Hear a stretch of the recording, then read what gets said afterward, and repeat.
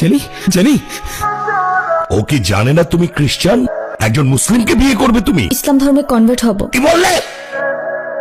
Please try to understand uncle, এখানে ওর কোনো দোষ নেই। ও যাই করছে সেটা শুধুমাত্র আমায় ভালোবেসে। জেনে ওকে বেরিয়ে যেতে বল।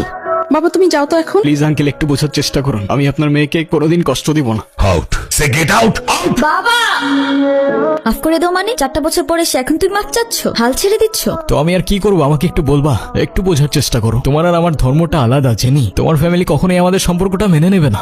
তুমি কি আমাকে ভালোবাসো না? আরে দুনিয়ার সবাই মেনে না নিলে যদি আমার প্রতি তোমার ভালোবাসাটা কমে যায় না, তাহলে থাকো। কোথায় যাচ্ছ? বাবার পছন্দের ছেলেকে বিয়ে করতে। তাহলে আমার কি হবে? তুমি তো আর আমাকে ভালোবাসো না। বাসি, অনেক ভালোবাসি।